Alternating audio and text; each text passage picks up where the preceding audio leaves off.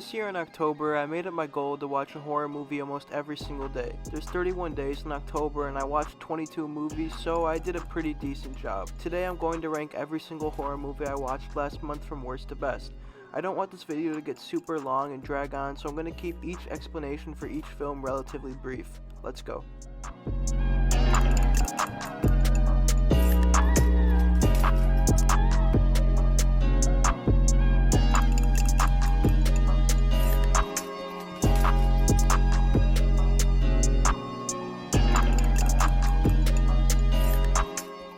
Smile is one of two horror movies I saw in theaters in October. Sadly, this comes in as the worst horror movie I watched all of last month. Smile has some genuinely terrifying moments, but I found it to be mostly lifeless and completely derivative of horror movies that have already been made. The whole "something's happening to me but nobody believes me" thing is so played out and has been done countless times before, and way better as well. I also found the final act of Smile flew completely off the rails. It was a cheap attempt at making the audience care about something that really didn't hold a lot of weight in relation to the story. 2 out of 10.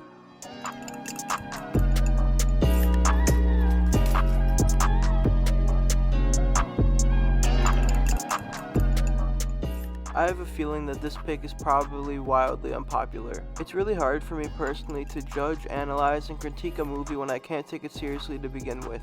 That's the problem I had with Child's Play. I couldn't take Chucky seriously as an antagonist. Chucky is creepy because he's a kid style that comes to life, but in theory, because of that, he shouldn't really be difficult to stop. I guess what makes him hard to catch is his size and quickness, but this one just wasn't for me.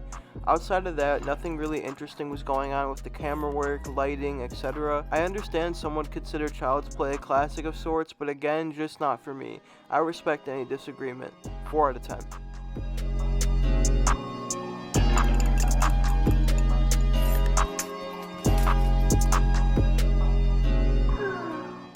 Coming in at number 20 on my list is the finale to the new Halloween trilogy. Overall, I didn't really find Halloween Ends to be that bad, at least not as bad as I expected it to be, considering Halloween Kills was dreadful. The biggest thing Halloween Ends has going for itself is the bold decisions the people behind the scenes made. Introducing Corey to play a massive part in this film, considering he didn't appear in any of the previous ones, was certainly a decision. It was that, at least. A good decision though, I'm not too sure about that. My favorite part of the movie is by far the ending.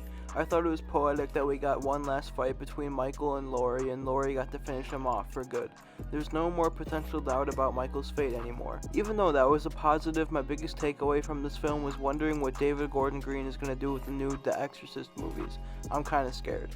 4 to a 4.5 out of 10. At number 19 on my list, I have Scream 2, and at number 18, I have Scream 3. I already did a video ranking all the Scream films, so if you're interested in what I have to say about them, go watch that video. It should be in the top right about now.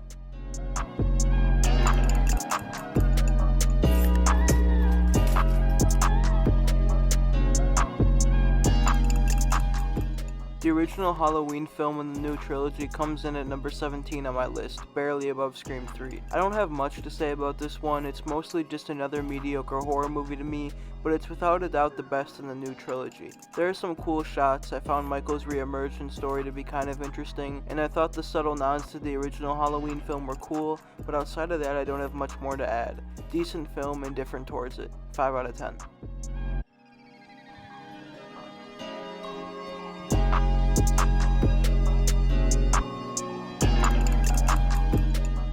Listen, please do not dislike this video and please just hear me out.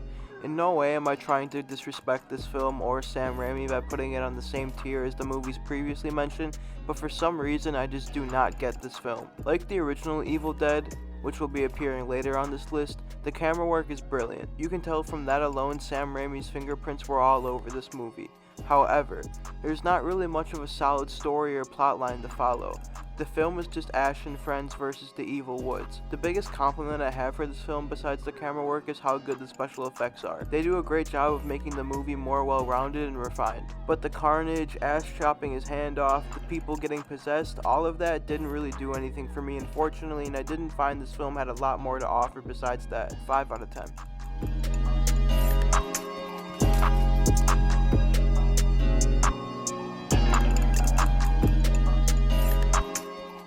The 2017 remake of It comes in at number 15 on my list. It is far from a perfect horror movie, but it does certain things well. There's some nice shots, some intense and creepy scenes, but I found as the movie went on, the subject matter got progressively more and more stale. I also found that later in the film, Pennywise starts to lose his intimidation and scare factor as an antagonist. 5.5 out of 10.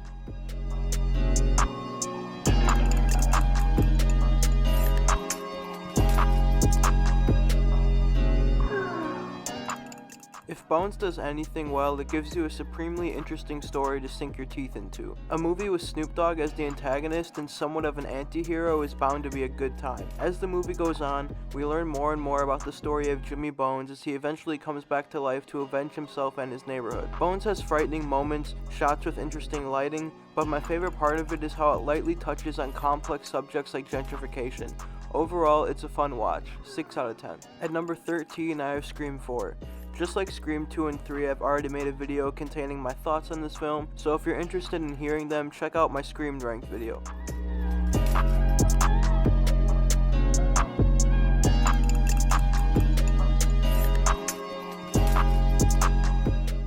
Sitting at just 55 minutes, Werewolf by Night doesn't overstay its welcome. It shows up, gets its point across, and leaves. I'm a sucker for more sadistic type storylines, so to see a production the size of Marvel take a darker route brings a smile to my face. Werewolf by Night does a great job of paying homage to older black and white horror films. Watching it was truly a great way to start October. 7 out of 10.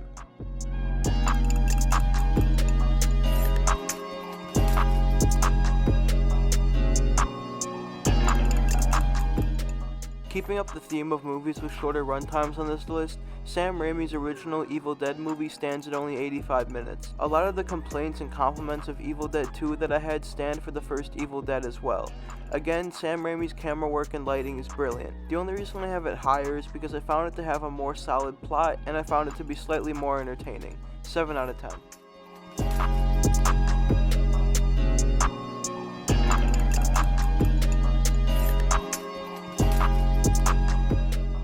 Much like the aforementioned Werewolf by Night and the Evil Dead, An American Werewolf in London also gets in and gets out, sitting at just 97 minutes. An American Werewolf in London doesn't take itself too seriously. There's something about human turning into werewolf premises that is inherently kinda silly and ridiculous, so it's important not to treat the subject matter with utter and complete seriousness. An American Werewolf in London injects comedy into itself masterfully, while at the same time, David Naughton does a great job of showcasing the transformation into a werewolf is terrifying and agonizing. If you want to give this film a higher score than I'm about to give it, I wouldn't blame you and I'd understand fully. 7 to a 7.5 out of 10.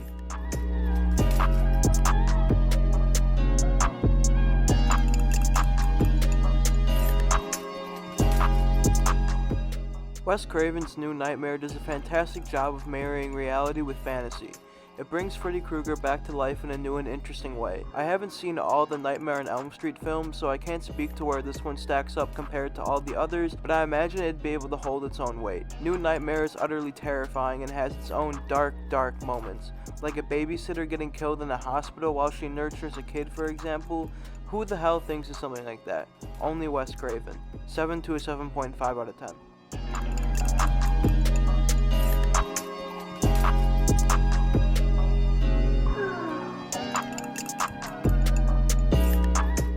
Ari Aster confuses the hell out of me. On one hand, I'm absolutely obsessed with his camera work and the way he shoots his movies, but on the other, I feel like I'm missing something when I watch them. Like, I see them visually and I love them, but when I finish one of his films, I feel like there's something I'm just not getting the way everyone else seems to be getting it. I don't know. But what I do know is that Hereditary is one of the most sad and depressing movies I've ever seen. The film starts off with a death, and shortly after we have to witness the brutal but accidental death of a child, and the fact it was accidental makes it so much more worse and hard-hitting. Where this movie really kills me is the last act. Like I said, there has to be something I'm just missing here. The last 30 or so minutes really started to lose me. Hereditary is still a great film with astounding camera work and serious subject material, but I just wish the film's ending wrapped it up better. 7 to a 7.5 out of 10. At number 7 on my list, I have Scream 2022.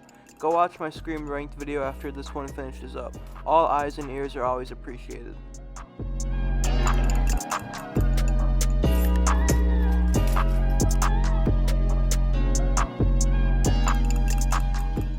In a weird way, perhaps Carrie might be the most sadistic film on this list. It sees the story of a high school girl who was relentlessly bullied and mistreated by her classmates, and to make things even worse, Carrie's life at home is evidently not the best. But Carrie gets one great night, a dance at her school. In the one moment where she's showered with praise, love, and applause, it gets ruined by her classmates yet again. Although still a great movie and one of the better ones I watched this month, Carrie is more of a sad movie than anything else. Yes, I know it's not a genre, but I'm just saying. 7.5 to an 8 out of 10.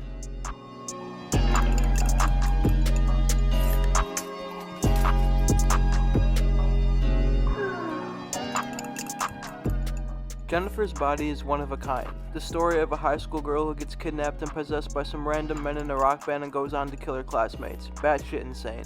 Although Jennifer's Body gets a lot of hate, or at least used to get a lot of hate, its importance to demographics like queer girls cannot be overstated. From a cinematography standpoint, Jennifer's Body is beautiful. It's bright, colorful, and vibrant, a sharp contrast to the movie's plot. It's a classic. 8 out of 10.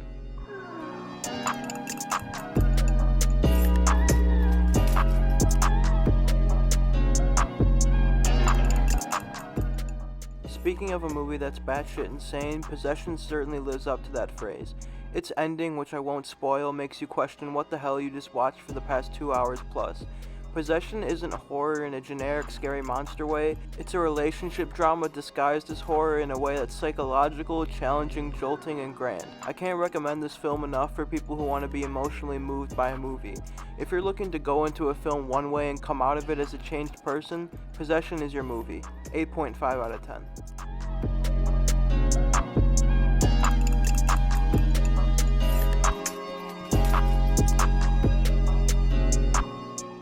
Alien perhaps is one of my favorite movie aesthetics ever.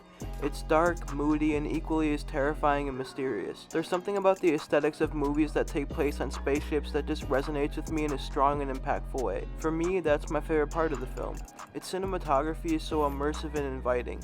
Alien does a great job of making us care about the characters first. The first half of the film does just that. It introduces us to the crew and makes us familiar with each character. As the film goes on and unfortunate events pile up, we actually get reasons to care about what happens, making the film much more engaging and captivating. 9 out of 10.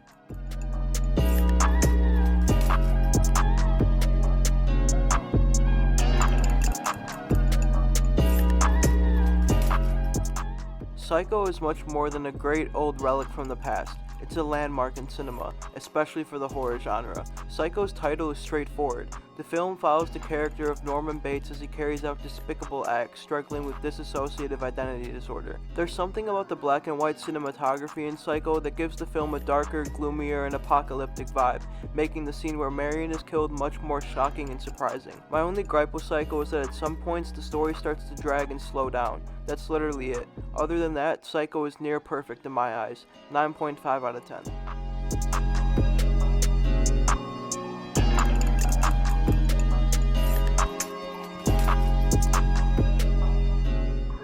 If you've seen my Scream Ranked video, you probably already saw this coming.